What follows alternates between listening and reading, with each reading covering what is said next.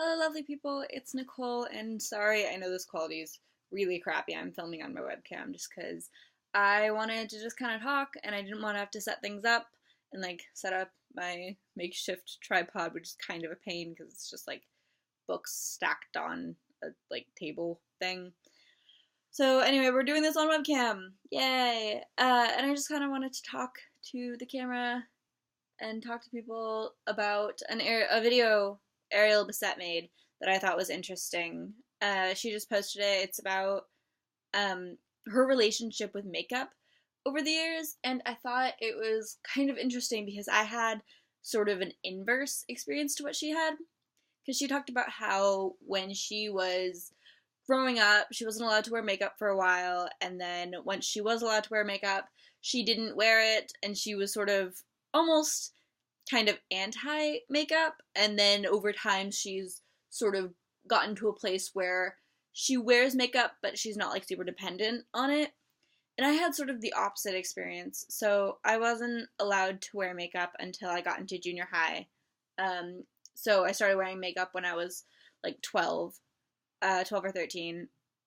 And I got sort of dependent on it. I got into a place that was not a great headspace to be in, where I felt like I couldn't leave the house without makeup, and if I did, I felt like I was ugly or unattractive or just I looked like a train wreck. Um, and so I wore makeup every single day, no matter where I was going. I did my hair every single day.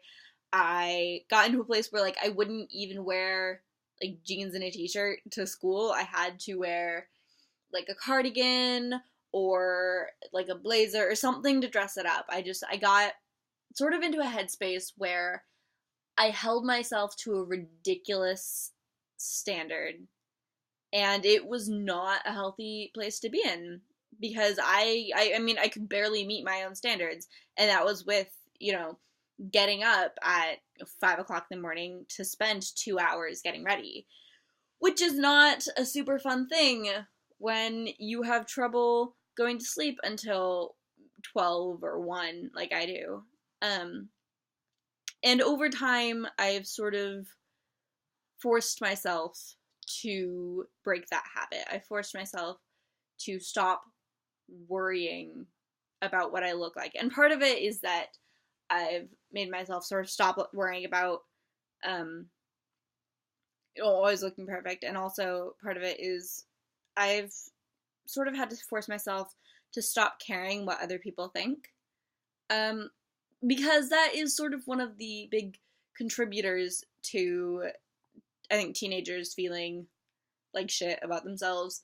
It's very much based in other people are gonna judge me, other people are gonna think I look ugly, other people are gonna not think I'm attractive, other people aren't gonna like me, la di da di da.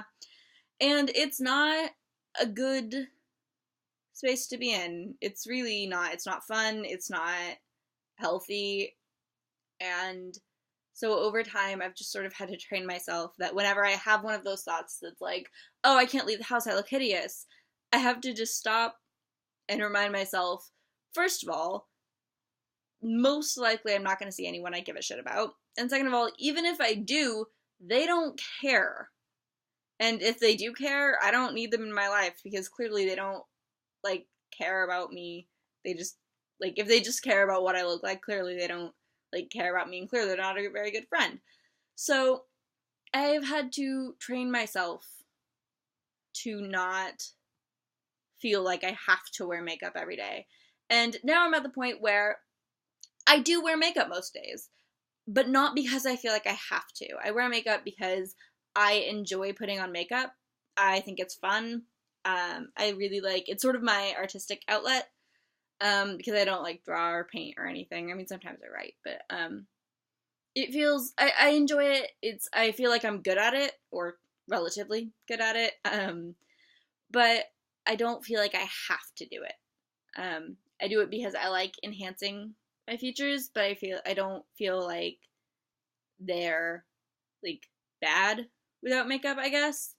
And it's gotten less to be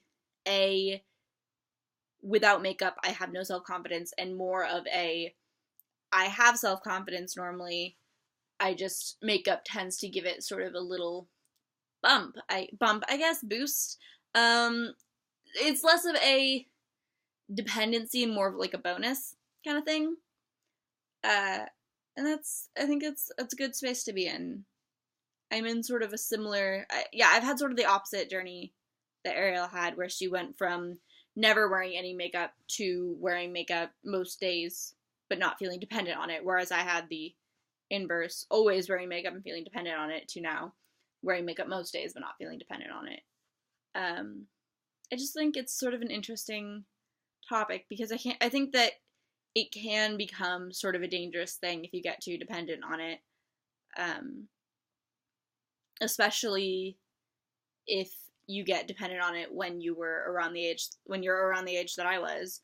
And I'm not sure if that's because I started wearing makeup that pretty early, I guess. I mean, I didn't start when I was like 8, but I mean, it feels like 12 or 13 is kind of early to start wearing makeup. I mean, that's pretty young, but I mean, on the bright side, it's given me time to get really good at it.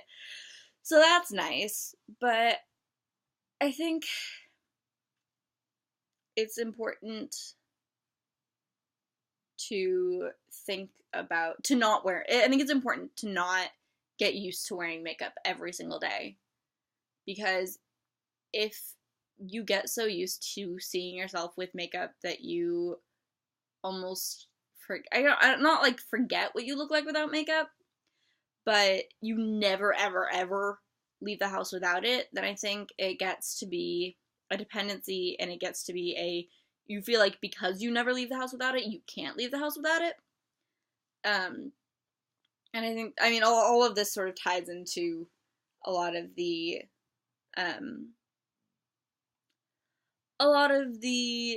self-confidence. A lot of our current society puts a lot of weight into unrealistic expectations of girls, and that's a whole other video all in itself. Yeah, I just sort of wanted to talk about that and makeup, and I thought it was an interesting topic. So those are my thoughts. If you want to continue this discussion, I will link Ariel's original video down in the doobly-doo. And yeah, alright, so that's me saying bye. Okay. Bye.